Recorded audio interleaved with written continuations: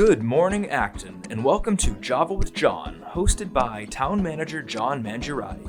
Java with John streams every Friday morning at 10 a.m. on ActonTV's YouTube channel. You can also listen live on the radio at 94.9 FM. Tune in weekly for important information from the Town Manager, Health Department, and Council on Aging, as well as a variety of special guests. Residents can contact us with questions or comments at 978-929-6611 or email manager@actonma.gov. Good morning. Welcome to the Drive with John program. It's May 21st. I hope everyone is having a good week, and I'm glad you're joining us here on YouTube Live, or maybe you're listening on FM radio 94.9. I'd like to introduce our guests that we'll be speaking with this morning. We have Heather York, Director of Nursing and the lead on our public health. Sharon Mercurio, our Council on Aging Director. Your Fire Chief, Robert Hart. And a special guest, Adrienne Waterman from the International Time Capsule Society. And we'll also be hearing from Doug Herrick, a member of our Historical Society and a volunteer on our Historical Commission as well this morning. So I'll get to our special guest and other talking this morning about the time capsule that we're planning for the North Acton Fire Station. But first, just a few things. We're nearing the end of May. Town meeting preparations are in full force. The select board is reviewing warrant articles Monday night, the 24th, and the finance committee is reviewing them the next night. And we're all planning and getting prepared for our June 21st annual town meeting. So please continue to watch the website for updates on that. We will be pre-recording presentations again this year so that you can be well informed before you attend the meeting. We'll also be publishing information on our website within the next week or so about the upcoming special election. As you know, Joan Gardner is leaving the board, and there's a special election to fill her seat. So lots happening with that. And if you've also been watching the news, you'll see that the governor made some pretty big announcements within the last week about where we are with our reopening. So I'd like to actually bring Heather York in to give us the full update. And it's pretty good news. It's probably the best news that she's been able to give since we've been doing the Job with John program. So Heather? Hi, John. Good morning, everyone. Definitely good news for Massachusetts residents this week, as we are on track for the state to meet its goal of having 4 million individuals fully vaccinated by June 1st. So that's really, really great news for me, especially as a public health nurse. I'm encouraged that we're moving forward. With the vaccination goal in sight, and because the state positivity rate for COVID-19 decreased from its peak in January of 8.7% to 1% this week, Governor Baker has announced some big changes for the end of May, as well as the end of the state of emergency on June 15th. So what this means for May 29th, effective, all industries will be permitted to open, with the exception of a remaining face covering requirement for public and private transportation systems and facilities housing vulnerable populations. All industries restrictions will be lifted, and capacity will be increased to 100% for all industries, and the gathering limits will be rescinded. All industries will be encouraged to follow the CDC guidance for cleaning and hygiene protocol. The biggest change for everyone that I think a lot of folks have questions on is the face covering guidance. So again, effective May 29th, this is in line with the CDC guidance that they put out, I believe, last week. The Baker administration will rescind the current face covering order and issue a new face covering advisory. That advisory can be found at mass.gov/info-details/COVID-19-mask-requirements. And the website will also be at the bottom of the screen, so you'll be able to see that. Non-vaccinated individuals are advised to continue wearing face masks and to continue social distancing in most settings. The advisory will also recommend fully vaccinated individuals no longer need to wear a face covering or social distance indoors or outdoors, except for certain situations. Those situations where you will be required to wear a face covering will be on public and private transportation, including ride shares, taxis, the MBTA, ferries, the commuter rail, planes, trains, and buses. Also will be healthcare facility and providers, congregate care settings, and health and rehabilitation day services. Face coverings will also remain required for indoors for staff and students of K through 12 schools, as well as early education providers. So that's definitely some good news, and we're looking for those changes to go into effect. I hope everyone has a great weekend. It sounds like it's going to be beautiful. Thank you. Thank you, Heather. Speaking of this weekend, it's Hazmat Day over at the transfer station. So if you have any old paint, old oil-based paint or other things you want to get rid of, tomorrow is the day to do that. There's more information on our website. Other things on our website are updates on what's happening throughout the town. And Sharon Mercurio is here this morning to tell us what's happening with the senior center. How you doing, Sharon? Morning, John. Doing well. So we had a celebration drive-through yesterday for all our 90-year-old residents in town. So that was really exciting. It was nice to see faces again and to be able to start doing some celebrations. So good news on that front. Some of the highlights for this week, we're going to be doing mindfulness on Monday at 10 o'clock, and then a walk through the Arboretum to check out all the lilacs that are in bloom. So that will be Monday at 1. We're doing tea and talk Tuesday at 10. And then music of World War I later on Tuesday afternoon at 1 o'clock. And then we did get our tent, which is very exciting. So we've been doing some outdoor programming, which has been great. So we've started exercise classes, yoga. With the new guidelines, we are looking to make some changes as we move forward, but more to come on that. So our June newsletter is already in print and we have things planned. So please keep in touch with Java with John, our website, and Facebook, and we'll let you know as we start bringing some of those classes indoors. Our building is open, so you can come in and say hello. If you need a new My Senior Center card, it's a great time to do it. Our lending library is open and our resource library is open. So don't be a stranger. We look forward to seeing you. Thank you, Sharon. Nice job as always. So now we're going to move into the special edition time capsule discussion that we're having this morning.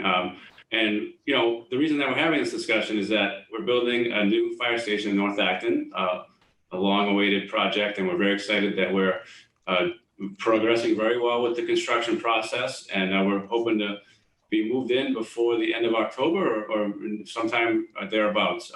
And we're doing something as part of the construction, and we're going to be including a time capsule. So actually 2 time capsules. So we're going to have 2 time capsules like this. One is going to be focused on the fire department sort of history and interesting things, and the other will be more general about the town. And we wanted to do this right. So we've been doing some research and we've been trying to figure out how time capsules should go. And we found an expert, an international expert, to try to help us. And Adrienne Waterman is the chair of the board of directors for the International Time Capsule Society. And she's with us this morning. Adrienne, thank you for being here. And we really look forward to talking with you about some ideas about time capsules in general. And maybe you can give us some feedback on what we're thinking for our time capsule while you're here. So Adrienne, thank you for joining us this morning, and please introduce your society. Well, thanks very, very much for having me. I'm very excited to be here with you. I really appreciate it. So as you said, my name is Adrienne Waterman. I have, in the last year, taken on the role of chair of the International Time Capsule Society. But actually, our society was established in 1937 as part of the University of Oglethorpe in Atlanta. And why there? Because the University of Oglethorpe had built what's called the Crypt of Civilization. And it was actually viewed as one of the first modern time capsules ever to be built. And we still have it. It's sealed, a big vaulted room. It's the size of a swimming pool really at the university. And it's filled with everything that was deemed important to civilization at the time, and it has the intent of being opened 6,000 years from now. So from that, a bunch of professors got together around the country in America and formed the society that we have been running ever since. And our society exists simply to promote the study of time capsules. And at the same time, we strive to document all of the time capsules throughout the world and to make this information accessible to the public. We've done many tens of thousands of time capsules in over 40 different countries, and have been diligently recording them for 30 years. So we're super pleased to have your time capsule joining that elite group of time capsules out there. Time capsules have been important and interesting to many communities for a long time, and we as a society try to promote both the knowledge of the importance of time capsules and educate the general public on how to build time capsules so that they last. Because fast fact here, most time capsules, 80 to 90% of them actually get lost over time. Or lost or stolen, interestingly enough. So it's pretty important to put some safeguards in place and to rely on a society like us to help you preserve your time capsule. So we're grateful for the opportunity. I guess a couple of little facts, time capsules we've got 4 time capsules out in space. We have time capsules ready to be opened in 6,000 years' time. In 50,000 years' time, the Keo satellite contains time capsules to be delivered as messages to future civilizations. We've got time capsules on the polar station, keeping medical samples available for future civilizations, so very scientifically important to civilization. We have time capsules in salt mines in Austria, which are designed to last 1 million years. So, they actually want to, these Austrian team, they're trying to create a memory of mankind for when mankind no longer exists. So really longer term than the fire station. What do you put in that one? What do you put in the 1 million year one?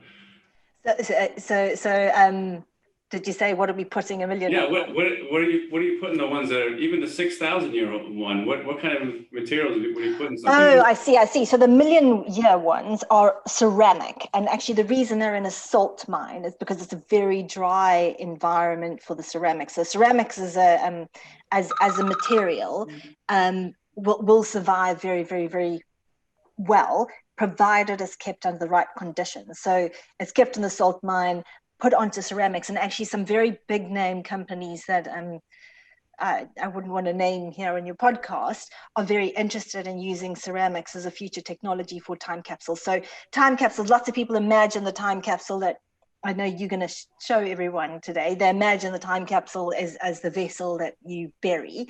But actually time capsules come in many different forms, and digital is a very important one too. And more prevalent. We're seeing tens of thousands of digital time capsules coming at us during COVID. Or a bunch of kids, for instance, made little floating time capsules to measure tides, and they released them with messages from children in the floating time capsule, 2,800 of them. So time capsules come in many different formats, but the 1 million year ones are typically ceramics. Wow, that's really interesting. So your association has a database of all of the ones that people told you about. That's right? Correct. That's correct. And people can choose to keep it private. So lots of people have secret time capsules that they want revealed at a particular date. And when that date is reached, we will reveal the time capsule. But others like yourselves are making public time capsules that the public always knows about. But we record them all in our library, and we actually have a preservation trust fund that will care for these records and look after the records. Well, I know that there are a few here in Acton that Doug Herrick will be talking about later in the program. So hopefully all of those are in your database, and if they're not, we'll make sure we get them to you. Great. I wonder if you were able to listen to what we're thinking about for our time capsules and give us any feedback, live feedback on what we're thinking. So Chief, as I mentioned, Chief Hart is helping build this fire station under his leadership, and he's also going to take on the leadership of putting fire department materials in the fire department capsule. So, one thing I was going to ask Adrienne before the program is over is, what's one thing that people always want to put in time capsules that they shouldn't? Maybe you should tell us that first, so the Chief doesn't add that to his list. What is one thing that people shouldn't put in a time capsule that they always want to? So interestingly, there's not one that they always want to do, but there are some real no-nos. And don't think it's weird, but very often people want to, if it's a personal time capsule, they want to put hair or fingernails or that kind of thing in their time capsule, and it's a disaster because of the gases that it gives off, and it speeds up the degradation of the internal contents of your time capsule in disastrous ways. The one thing that everyone has wanted to put in their time capsules all this year has obviously been face masks, and of course you just need to be quite careful when materials touch each other in a time capsule that you are keeping them as separate as you can. Very often, vacuum sealing them and that sort of thing will help quite a bit. So, I would say when they open time capsules 100 years from now, they're going to find, 99 time capsules with face masks and hand sanitizer in them. So, so are you saying that's I still think we should find space for maybe one, but are you saying that? Yeah. So Chief, what other things are we thinking for the fire department time capsule?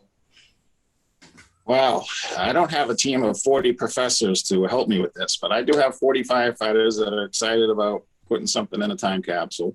So some of the ideas we've kicked around is, a letter from me, the current fire chief, to the future fire chief, kind of outlining, what we have for equipment, what we have for manpower, what type of calls we go on, the day-to-day in the life of an Acton firefighter, so to speak.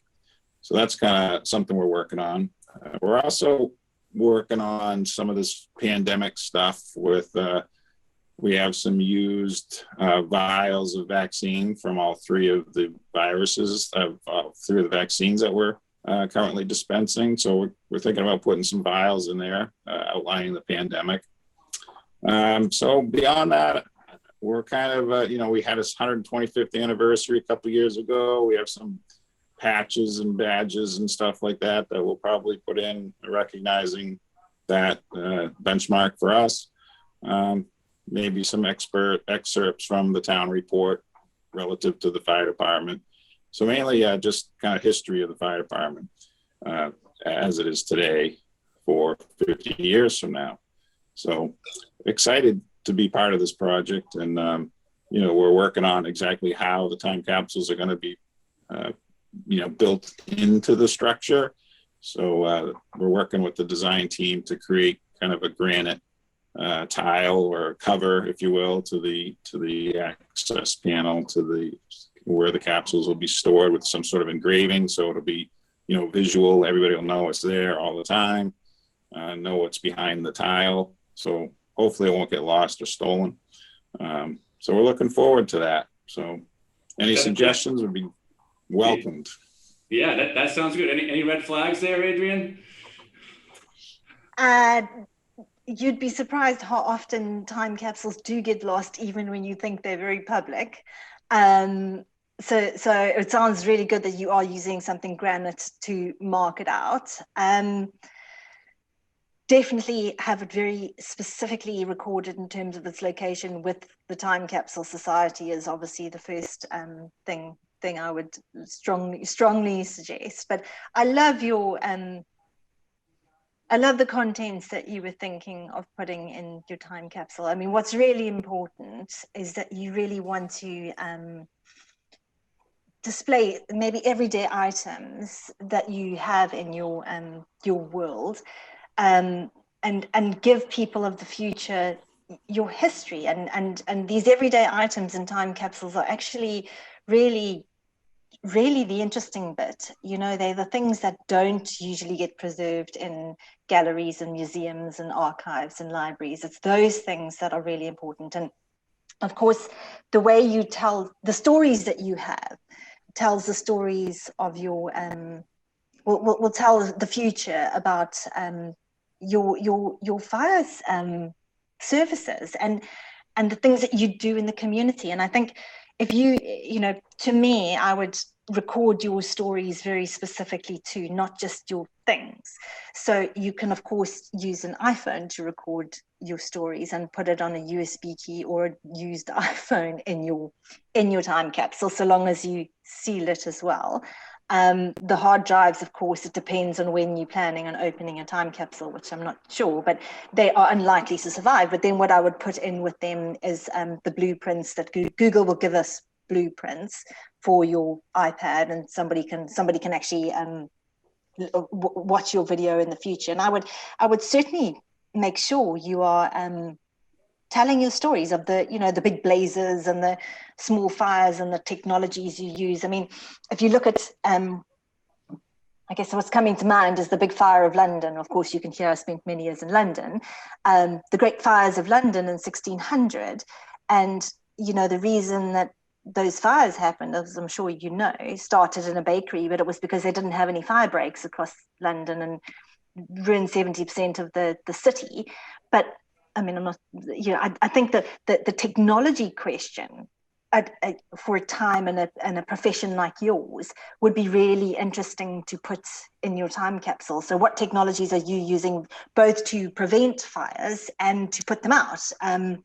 And you know, then the big stories of your fire department interacting with your communities would really tell a future person opening the time capsule very much about who you guys are.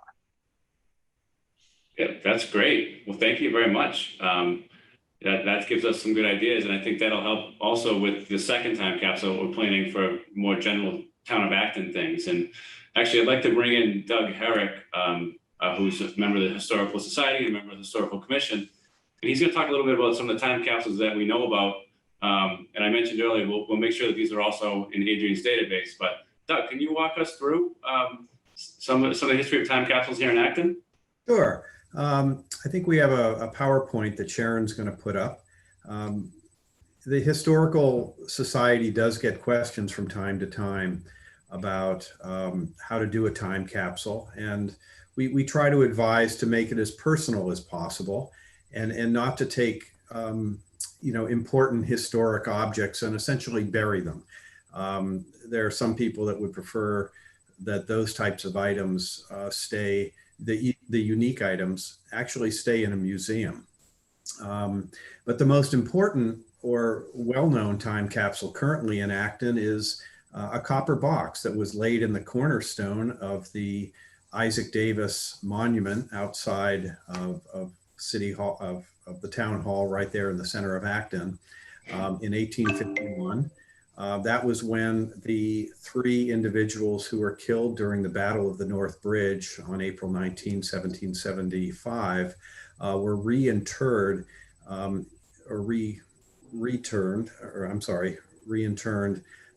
reburied underneath the monument. And so it was interesting that many of the items were letters and speeches and orations of the individuals who had given these speeches just before the commemoration of that monument. Next. In addition, in 1971, the Miriam School sixth graders had a grant and they created a time capsule. So that's interesting. The Gate School also has a time capsule, and if you've seen what we're doing, we're building a new Gate School right now. So I actually asked the superintendent, I said, what are you doing with the time capsule that's supposed to stay there until 2068? And he said, it's all set. We have it in the principal's closet, and we're going to take care of it. So I thought that was interesting. So I apologize for my internet connection. I just got a message saying it was unstable. So we'll keep moving. The Acton Memorial Library put a time capsule in following the renovation and expansion of their existing library in 1999. And that's, a classic cornerstone time capsule that will be opened again in May of 2090, which is the bicentennial of the original library building. Next. We encourage people to register their time capsules with the International Time Capsule Society because, as you know, and as Adrienne's very familiar with, they're sort of like, it's like a squirrel burying nuts. So many of them end up forgotten. They're not sure where they are. The people that put them there pass on. So it's important to register them. And increasingly, there are a lot of digital time capsules. Again, Adrienne is familiar with the not forgotten policies of taking digital information and then putting it in the public domain after so many years. So that's the end of that presentation. Well, thank you, Doug. And I guess, just to kick the conversation off, we're, in this time capsule here that we're dedicating to general town matters, what's one thing that you want to make sure we put in it? Regarding the town in general, not the fire department specifically. Yeah, I think that what tends to work very well is our personal items, photographs, letters, something that really connects the individual experiences of firefighters to a particular time. Having the firefighters write letters, almost, they're writing a letter to the future, and what do they want people to know about the current time. It's kind of like a letter in a bottle. So that's would be my only hope, is that photographs, personal letters, and things that you can't research, like certain technologies that you could probably research anyway. Yeah, that's great. So regarding the one in the Isaac Davis Monument, which is just right across the street from me, was there a plan to open that at some point, or how is that determined?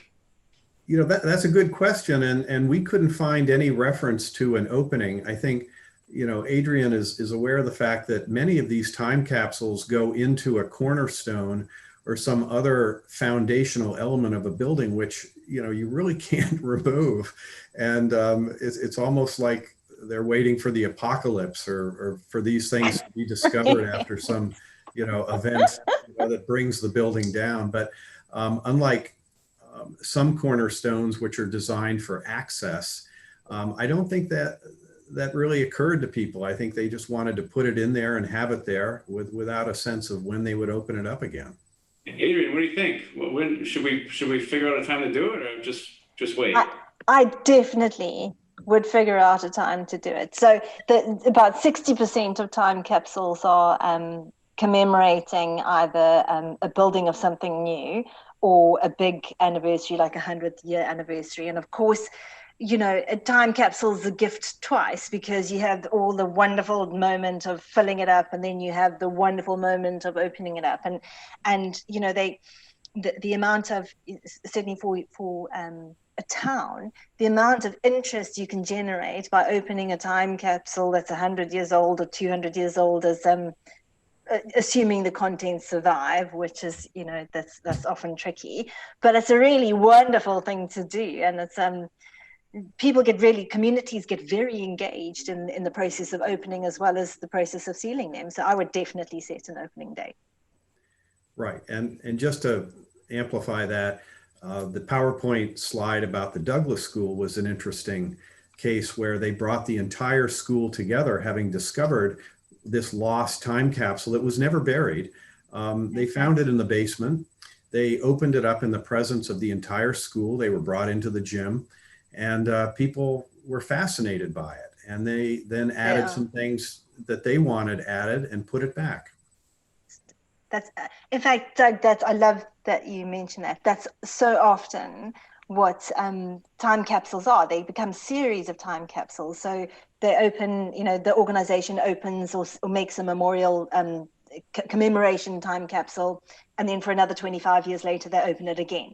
And Right. and it's stunning to me always how much history changes in such a short amount of time. And if you Doug were talking about kids talking about the time in history today, and if you look at people's time capsules that they're open even 10 years later, you can't believe what they say about the fads and the moment in time that they were in, and so we forget so quickly because things change so quickly. So you could have a 25-year opening date and it's still interesting. We're thinking 50 for these. Great. As a manageable time frame. Yeah, well, this has really been, I'd like to do this all You can come morning, along as an honorary guest. You'll be you'll be cutting the ribbon with your I hope so. God gray willing. hair. I think we could talk about this all morning, and I really appreciate you taking some time from your International Time Capsule Society and everyone else this morning. So I want to thank you for joining us, Adrienne, and thank you to Chief Hart, Director York, and Director Mercurio, and Historical Society member Doug. And thank you all for being here. Any parting or final comments as we close out the program this morning? I wish your community has a wonderful time capturing its history in a time capsule, and I hope it's a great experience for everybody. People who bury time capsules do tend to remember it for the rest of their lives. So I hope it's wonderful for you, and congratulations on your new fire department. Thank you. We'll send you the info. We'll make sure you get in your database, and we really appreciate your time. Thank you. More than a pleasure. Bye-bye. Bye, everyone.